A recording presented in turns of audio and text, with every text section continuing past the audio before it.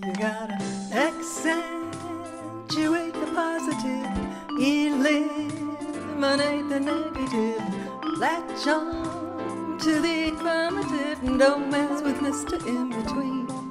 You gotta spread joy up to the maximum, bring gloom down to the minimum, have faith or pandemonium's liable to walk upon the scene.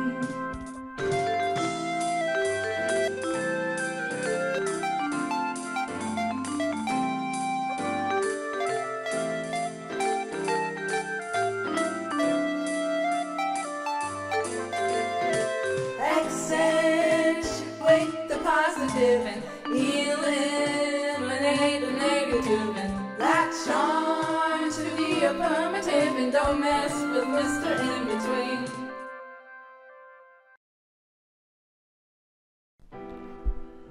The reality is, most people live by default, stuck in patterns, fears, or limiting beliefs that keep them from living the life that they truly desire, that they truly deserve. But here's the good news, and here's the truth. You don't have to stay there. I'm Kat, the curator of Living by Design and creator of Heart Space Hypnosis. If you're here, something inside you is ready for change, real change, the kind that doesn't take months or years, but happens in an instant when your mind is aligned with your truth. At Heart Space Hypnosis, your transformation goes beyond the traditional hypnosis. I'll be combining powerful hypnosis with neuro-linguistic programming to not only shift habits, but to rewire the subconscious patterns behind them. And to ensure lasting change, you'll also be able to receive a custom audio reinforcement designed specifically for you, so your mind stays aligned with your new reality. This is like having a session on demand anytime you need it. This isn't about struggle, willpower. It's about shifting your mind at the deepest level, quickly, effectively, and permanently.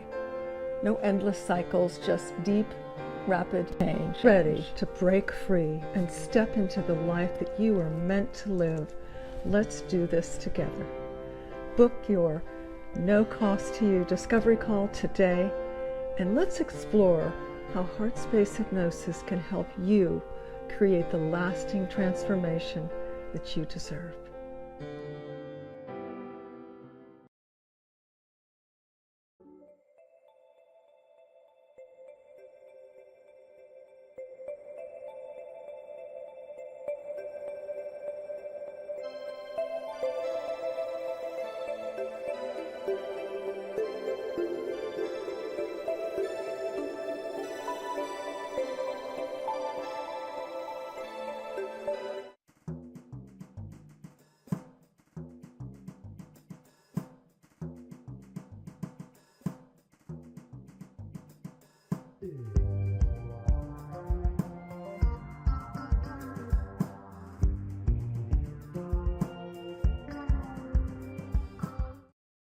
Three, two, and one. Welcome back to Miracles Online Podcast. This is a fantastic day and a fantastic episode we have for you here. I'm your host, Jeff, and this is... I'm Kat. And we're here to talk about relationships, dating, love, marriages, all kind of great stuff. And today, it's something that is pretty personal to all of us, and that is ego. Ooh. Right? Ego. So tell us about today's show, Kat. Okay. First off, ego is an acronym, and it stands for Edging God Out. Whoa, where'd you Ego. get that? Oh, I learned that decades ago. I like it. Welcome to... Welcome to episode 54. I can't believe it. 54. Yeah, moving right along. This show is when ego runs the show. Wow. Love on a leash. So let me ask you this, all those listening and or watching, have you ever caught yourself competing with the person you love? That's a head Interesting. scratcher. I don't think you have to That's think right. too long. Or have you noticed that there were moments that things started to feel calm and all of a sudden your ego gets a little bored, maybe? So today we're talking about what happens when love gets put on a leash and ego starts calling the walk. Wow. I'm sure you have a lot to say about this episode, Jeff. And we're going to go through some Do I know? talking points. And here's what we're going to cover so you kind of know what we're going to hit. Ego, which is the master of disguise. Right. We're going to talk about love versus leash, how control creeps in. You were a little premature. That's another episode. Premature. That's another episode. You're a little premature on that. Oh, man. And there goes that. We're going to touch on the approval trap, Jeff, Hmm. in the comparison game, and then reclaiming the heart's mic. And in each of those topics or touching points, guys, we're going to have, an action item, something. Is that your phone? That's my phone. Yeah. And I That's a told nice- her to turn the phone. That's a nice ring. And I did put it on silent. So Then how did it work? I don't know. I pressed the Wow. button. It said silent. So- Welcome to the world of podcasting, Yeah. right? No, this is raw, unedited. What you see is what you get. What do they call that? Wagyu? Wizzy waggy? What do you call it? Wizzy-wag. Wizzy waggy. What you see is what you get. Yep. Wagyu. No, that's a good cut of meat. Well, as you can see, that's Wagyu. exactly where we're at. Wagyu is a good cut of meat. Yes. So, let's talk about how the ego disguises itself. It doesn't always stomp in. It can be subtle. It often Wait. tiptoes. We need to stop because that is actually your alarm. Oh. So we're going to need for her to turn off the alarm. Okay, hang on. Let's say, turn off the alarm. That's right. Yes. I'm supposed to text someone at this time. It's Oh. a reminder. I forgot. So with that, it just goes to show you that in a live type of a situation in podcasting, all kind of things happen. Of course, this time is not dog barking or anything like that. Lord knows. But everybody, all our audience loves dogs, Jeff. That's true. Anyway, woof, Right. woof. Oh, we need some dog barking sounds, don't we? We do. Oh, we do. Add that to Okay, all right. to your Foley. So we're having a lot of fun, folks, because these last two episodes, Jeff has decided to add Foley, which I absolutely love. We have over 100 episodes in the can on Cat's Home Chat, all things home. Check that out if you want some varied topics. And I remember we did some kind of homemade Foleys, right? Right. Yeah, not the high-tech ones, but Here. Foleys. We need to move this a little bit Foley's so can the foot be- doesn't hit. Foley's can There be we go. fun. Yeah, Right? absolutely. Foley's is it adds that another dimension. But not unwanted Foley, like my alarm Yeah, going off. well, Sorry that about was that, guys. That's why I was recognizing that sound. I've heard that sound. Yeah. What is that sound? Oh, Yeah, it's the It's alarm. an alarm. Okay. Moving right on into the So- show. So ego, it can show up, in the need to be right, Mm. in the need to be admired. Hmm. And I think these are the three key, and the need to be in control. So Yeah, be yeah. right, be admired, and be in control. Yeah.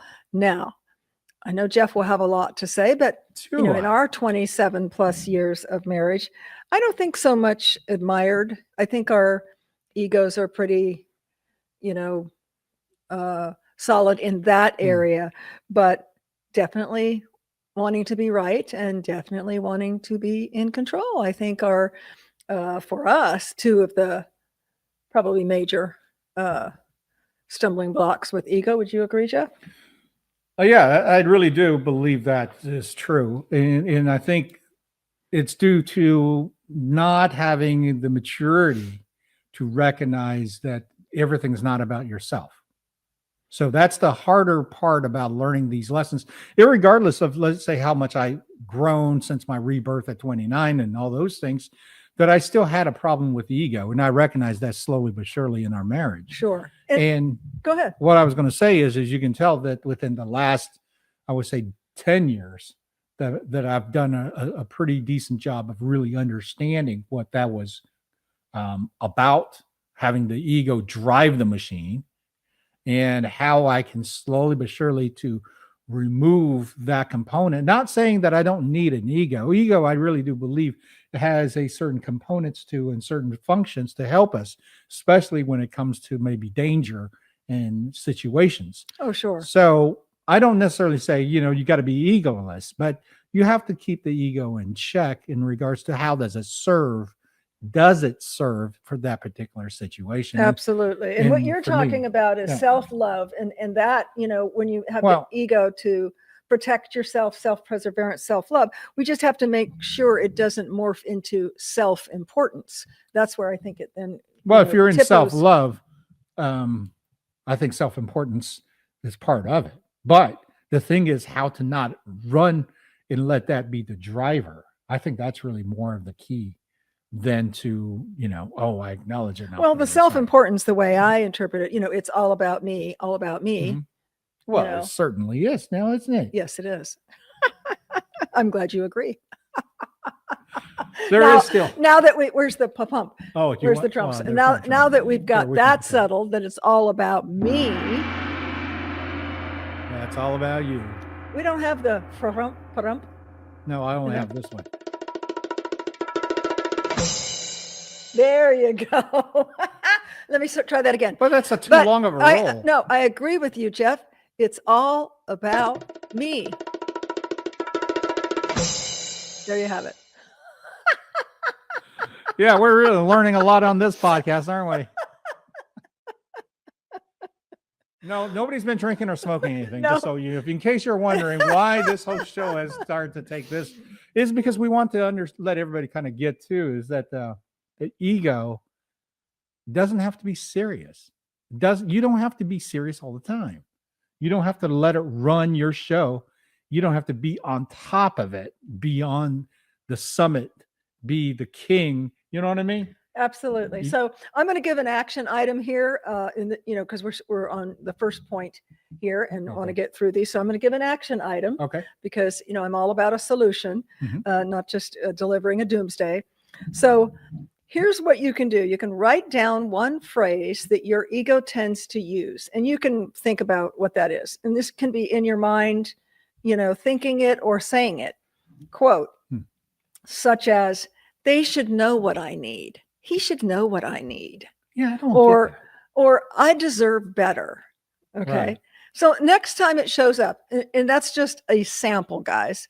Next time an ego thought or statement shows up, pause and say, thank you, ego, for trying to protect me, but love's got this one.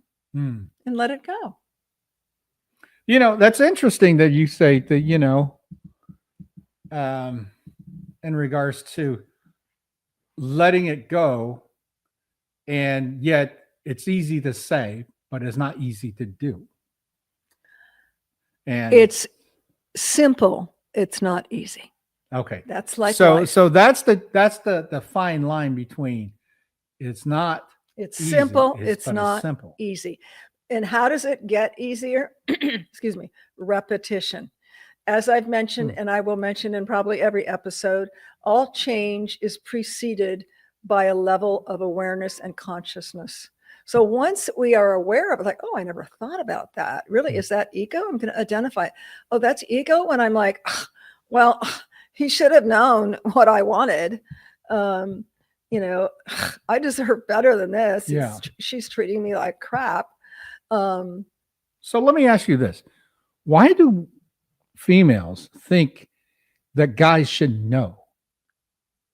Like, for instance, okay, you're making it gender specific. No, well, it could be the other way around. Well, I've never heard it from a guy saying to a girl, she should know what don't I you need. know? And yet I personally have experienced this many times from different females of saying, don't you know? And the first thing comes to my mind is, if I wouldn't be standing here looking like an idiot going, what? Right. That's a complex question, but I'm going to give you my two cents on it, Jeff. And that is that I think the female species is, usually prone to having significant others who are not as communicative with them. Okay. And I think that's part of it. Okay. I just think that sometimes that maybe the female aspect of the relationship is that they feel that you aren't you connected with me? You know, when you tell me you don't know what's going on, it's like you're not even there. Right, because women are more intuitive. I believe they are. Okay. They're more, in tune with their inner knower and their gut feelings. And sometimes we get frustrated if our significant other doesn't seem to be in tune with those nuances, the female, innate nuance DNA, which, sometimes they're not. So it's like, okay, great. Do we have to outline everything? You're not picking up on the nuances? Well, for my own personal defense, these things come sneaking out at times in a conversation that really it's not to the thought process. Guys tend to be very linear and very focused when we're going through these thought processes. So if all of a sudden out of nowhere he goes and you ask the question and the answer back is not the answer, but however is, don't you know? It puts me immediately on the defense of what? Wait a minute here. I'm supposed to know. I should know. What am I supposed to know? We're having a discussion. And the whole plethora of just things start to popcorn in my mind. That's not even recognizing what the whole conversation was about. But now it focuses to what am I supposed to know and how should I know? And then number two is I feel not necessarily attacked, but I feel like we're not connecting because now you're making a definitive, you don't know me, you don't understand me statement with don't you know? At least that's how I perceived it. And I just think that for the better communication skills, just don't ever answer the question with don't you know, because the answer that obviously hit a button for you, Jeff. Well, because in a discussion it's a back and forth. Let's clear something, let's get clarity on something, let's really flush it out. And when you go into digging, and I know most guys are this way, is their tactic in sense of going into to get clarity by drilling deep down, by being focused intensely on let's get answers for this so we can solve a problem. Okay. So we are at 15 minutes and we were only on one. So I'm going to, it doesn't matter. So I'm going to move this. We don't care about I'm going to move this along. Okay. So, on that note, here's another thought for that. And it's moving on to love versus leash, how control creeps in. So I can imagine that, in your case, say a female that says, don't you know, it's really when her ego feels unsafe and perhaps she's using it to create control, to create the illusion of safety. Okay. That because she doesn't have the words to, the words or the inclination to explain what it is that you should know. So she's going to counterattack that with don't you know, because she feels unsafe. So it's a double, kind of attack, or counterattack, the way I see it. Well, I would just add that you've never done it to me. Thank you so much. Okay. What let's go for applause intense. I've never done it. My recollection of our 27 years of marriage, I don't recall you ever saying to me, don't you know? Don't you know? And I'll tell you why, because that's a very victim kind of, that's what I think. Pitiful, poor me victim. And that's just not my persona. If anything, I would approach it. You son of a bitch, like, don't you know? Like, you should know this. You probably don't, but I'm going to make you know it.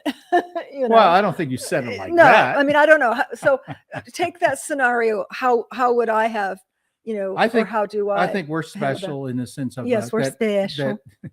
Yeah, there was a little bus that I got off that said so. Okay, now of course everybody's going to comment. How can you say this? No, the thing I really do recognize that even though we may have knockdown dragouts at certain points, that we've never really not combat and discuss and go deep and dig. That's the difference between us.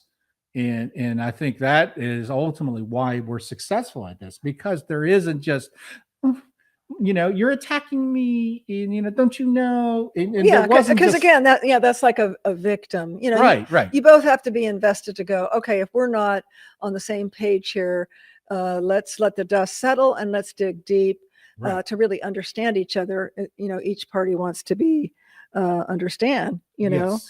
So here's an action item: ask yourself or your partner, Hmm. where do I try to control love? And again, that takes a level of awareness for that case that you talked on item number one. It might have been that individual's way to control what they couldn't control. Yeah. So, be aware of that. Where do I try to control Well, love? let me just say this: that I've seen definitely a lot of comments on postings and so forth of women weaponize sex in a relationship. Oh, I mean, that's been done since time immemorial. Of Jeff. course. Yeah. But that is one of the biggest passion killers and the biggest wedge you can drive into your relationship if you use your weapon as a barter tool. As power. And it's funny because in my time in scripture this morning, it's actually in the Bible that you are not to weaponize or withhold from your husband or your wife sex. It's in the Anytime you want, you're in the supposed to give Bible. it. It's in the Bible. Wow, Yeah. I like the Bible now. Yeah. So here's an action item. Okay. Besides, where do I try to control love? Okay. And then for 24 hours, practice letting, and I've done this, letting one small thing go. Mhm. Don't correct, don't fix, and don't manage.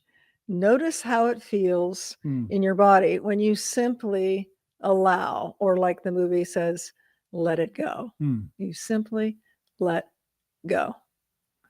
And let go, meaning that just don't even put any more energy to it. Right. Because Don't that commit gets anything into like the thoughts. nitpicking thing where you go, you know what? It's not, I'm not talking about major issue things where you need to have a discussion about, okay? But small things, don't correct the small things. Don't try to fix. Don't try to manage. Man, I'm so glad we're recording this. Yeah. And I love your shirt, honey. It's a lovely colors. We just had an issue. And of course, I abide by that. We just had an issue on the last episode. Hey, I use the word abide. Come on now. Abide. I like that. That's an applause. My husband is abiding. But no, we just had an issue. Shall we go into it or should we go to the next points? There wasn't really an issue at all. Well, but it can become an issue. It could. If your ego got in the way and constantly saying, hey, we didn't solve that problem, but I let it go. He was very upset. I was criticizing him about something very small, but it was my control, trying to control and stage things.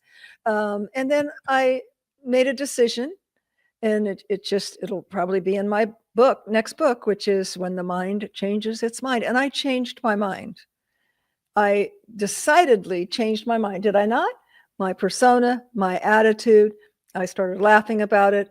I complimented. You mean all that yelling I didn't change your mind? It was you changing your mind? It was me. So the book is When the Mind Changes Its Mind, not when your spouse yelling changes your mind. No, not that. That doesn't do anything except for want you to go, run in the next room. So wow. Run. So let's move on to point number 3, and that's the approval trap. I think that's the one that you and I said, our ego doesn't really chase approval or validation from each other, because we're not addicted to applause. You need applause for that? We're not addicted to applause. Maybe we are. How many times have we done the applause on this show so far? So if this starts to get irritating, it's really her. She's pushing for this. I'm just trying to add texture, keep it interesting. So the problem is approval. If you're an approval seeker, it's not permanent. You're going to need it more and more and more and more, and nothing will ever be enough. So that's a deeper, probably subconscious decision that you made when you were probably much earlier that you did not get approval. So you have this unconscious, insatiable desire for approval. Or you could be like me. You didn't get approval. You got less than approval, but you healed yourself. And that's possible too. So, true connection begins when performance ends. We shouldn't have to feel like we need approval and we have to perform in order to get approval, especially from our significant others. Yeah, but some of us are conditioned that way since we were kids, because that was the way that we got affection. That was the way Absolutely. we got attention. It was a way about everything. And that's why the majority of the populace and the majority of the clients that I see through heart space hypnosis have this deep feeling of I'm not enough, because they were given that message and told that lie very early on, whether it was unintending parents or relatives or teachers or pastors or what have you. Right. And, you are enough. You've always been enough. And your worth isn't earned. It just is. So I'll tell you, this isn't on my sheet. This talks about giving yourself one genuine compliment of who you are, not what you did. And that's something that you can do.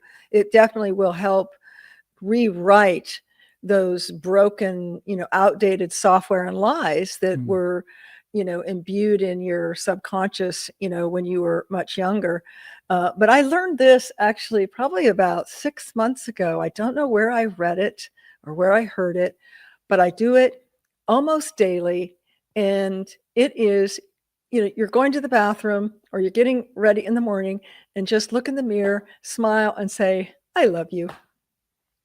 Affirmations. I love you. Yep. But there's something about looking yourself in the mirror and saying it out loud and smiling. It just, it brings a smile to your face and it makes you feel good and it makes you feel loved. So if nobody has told you today, I love you, go in the mirror and tell yourself, I love you. And guess what? We love you too. So, but yeah, try that. It's amazing how something so simple can be so powerful. That's right. So let's move to number 4, Jeff, and that is the comparison game. The comparison games. They like to clap just on the Okay, I wouldn't call it a clap, but okay. So ego compares to survive, but comparison kills joy. And boy, do we know that so much with social media. If you're on Instagram and Facebook and all of the others, TikTok, etc., and you're comparing yourself, number one, you're comparing yourself to something that's not even real, to filters and bots and AI that really isn't even real. You're doing yourself a disservice. Right. So, in a relationship, and again, if you're comparing yourself to, within your relationship, gratitude and appreciation will dissolve your ego's grip instantly. So be grateful for who you are. Be grateful for your significant other.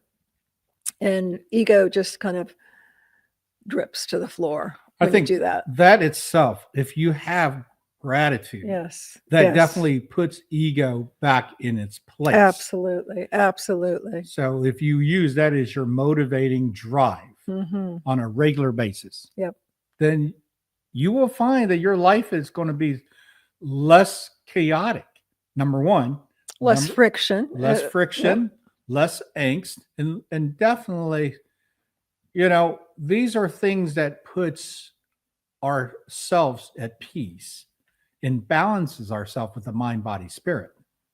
And if you take the initiative and the action and do these things, you will find that by doing these things repetitively every day, pretty soon it becomes not only a habit, it becomes you.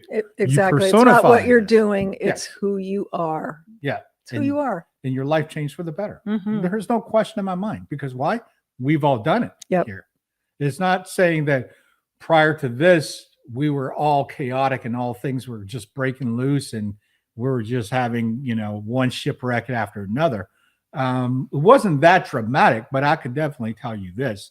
We faced all kind of issues like everyone else: budget, income, repairs, food, everything that everybody concerns with. But now, having been, I think, enough time that we've invested in ourselves Mm-hmm. and invested into understanding this portion of how to keep the ego in its rightful place, Mm-hmm. that keeping it tamed. right. Well, I mean, it's not something that you gotta, it's not your guard dog. You can't let it run loose. You have to really recognize what is it here for.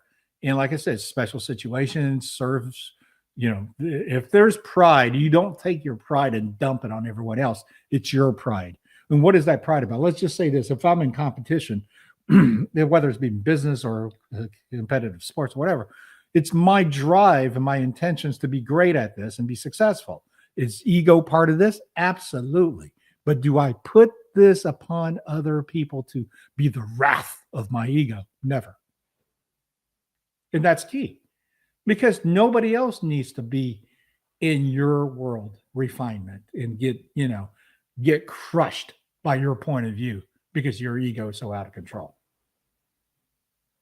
No, or you don't know? Well, I guess because I don't do competitive sports. But business, I mean, yeah, you're more competitive than me in the big in business, or I think in spirit.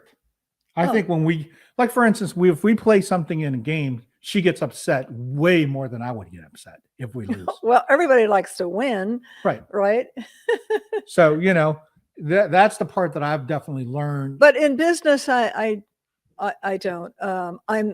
I have tenacity, follow up, and perseverance. But what about in sense of to be an award-winning company? I guess because I've won so many awards, you know how I feel about that, Jeff. Right. It's like I'm honored, but I'm not out there. It's like, how many awards can you have? It's like, let somebody else have the awards. I have enough, because to me, it's a means to an end. It's like those awards give me credibility. Being as seen on HGTV, huge credibility. Best luxury, best this, best that. I have all of those. It's like, I don't need them year after year after year. I have enough for credibility. Right. But everybody likes to win. So, well, that's why I'm saying that in sense of the ego, that's the part that motivates, that drives you to get, let's say, over 100 and 40 5-star reviews. That took tenacity and time and focus to go. 220. Is it at 220 at this point? Yeah. Okay, so for a company to have reviews, it's important. We've learned that. Sure, but third-party reviews. But it's not just loosey goosey. You review me today, you're not so happy, so you gave me a 2. No, we strive for 100% at 5-star reviews. Mm-hmm. And Kat puts a lot of effort into focusing and making sure things are taken care of, and that the customers understand how important to our business when she reviews. Because I know that people who don't know me, who look, that they're going to pick me over someone else because my reviews are so high. So it's a business strategy. Yep. And I want people to know, my clients to know, that I go the extra mile. Right. I used to have on the end of my email, it's always crowded at the extra mile. It's never crowded. I'm sorry. It's never crowded at the extra mile. Right. And that's just my philosophy. The saying you do. But see, is the tenacity and the angst, or not the angst, the energy, the intensity that you're using to drive this. Sure. And that's what the ego serves. That's my point. The ego serves to drive you on this, because this is within self. This isn't you saying, hey, you got to pay attention to me, or hey, you got to do it my way. This is a methodical business strategy, because I know that people like third-party reviews, and that my motto is to seek not perfection but excellence. And so I'm not perfect, but I'm going to seek excellence. So it's all of that you do one thing how you do all things. You do one thing how you do all things. It's just kind of that. But circling back, Jeff, to an action item, where partners, are doing the comparison game, with ego. The action item is together to list 3 things, not having to do with looks or, status or appearance or success, but list 3 things that you admire about your partner, and share them out loud and watch how the energy between you shifts. I like it. Yeah. Yeah. No, in We should try that. Anything. Well, I think we already do something way Yeah, beyond yeah, that. we do. But I mean, this is a. Well, if you're already hitting home runs, I don't think you really need to work bunting. Hey, that reminds me of when we were.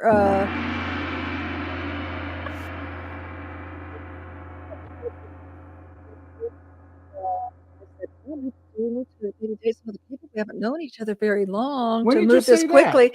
And you said, well, why do I need to eat hamburger when I've got steak? Right. But I don't recall you said we need to go see anybody else. Well, not date, but I said date longer, I think is what it was. It was just things were moving really quickly. I got you. I remember. Yes. And then I found out later that was a line from a movie. I didn't know. It wasn't a movie. You keep on saying that. Oh, it wasn't a movie? It was actually the interview to Paul Newman. Oh, really? Yeah. And Paul Newman in an interview said that about Joanne Woodward. Oh, get out. Wife. I didn't know that. Yes, you did. I completely forgot it was Paul Newman. Of course, he was one of my heartthrobs, Blue Eyes. Right. Back then. So it wasn't me just using a line from the movie, like the way, other people be like regurgitating stuff. Okay. So moving to point number 5, Jeffrey, reclaiming the heart's mic. This is my favorite point. Because awareness, as I've talked before, consciousness or awareness is the ego's kryptonite. Okay.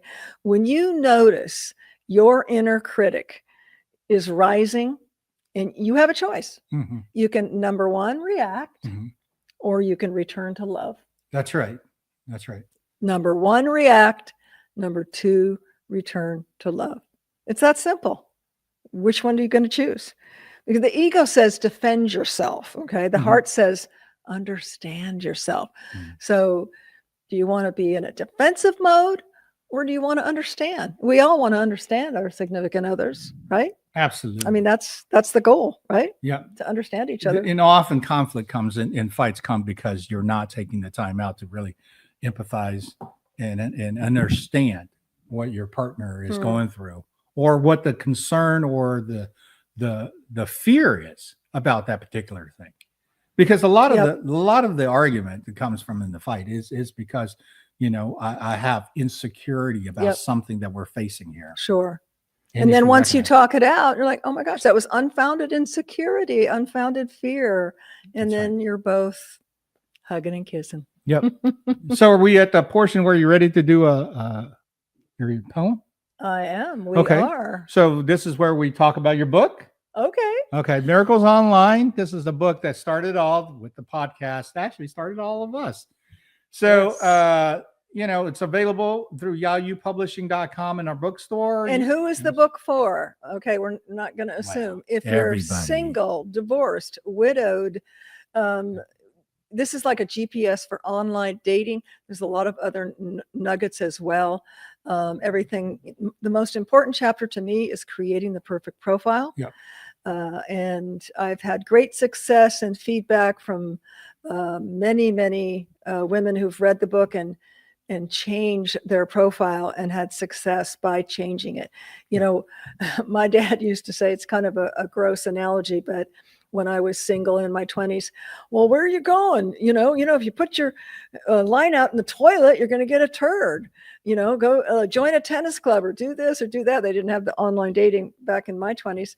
But that always struck me. It's like, oh, okay, where you put your line and your hook. That's right. Because if you're going to a bar that is there for casual hookups and drink and to lose inhibitions, then this is exactly the crowd that you're running with. You're going to get. So Miracles Online, you can find it on Amazon. We have links below. Pick it up for someone that you care about who's single, divorced, widowed, or just looking for love. And just remember, love wants you as much as you want love. Right. And of course, with Yayu Publishing, we also have plenty of other stuff. I wrote a book, And we have personal coachings, hypnosis with Kat, just all the stuff. Go down to our description. There's links to all the websites. Check us out. And if Like and if you're subscribe, of listening, course. if you're just listening on Spotify or Amazon Music, what would be the best way or Well, site for them to go to? miracles-online.com. Miracles-online.com. I like it. That's it. Go Easy check it peasy. out. And Easy I'll make peasy. sure all the stuff is there to be able to redirect you to anybody else's private page and all that good fun stuff. Wonderful. Wonderful. All right, here we go for our wrap-up poem. Hey, wait. And here is...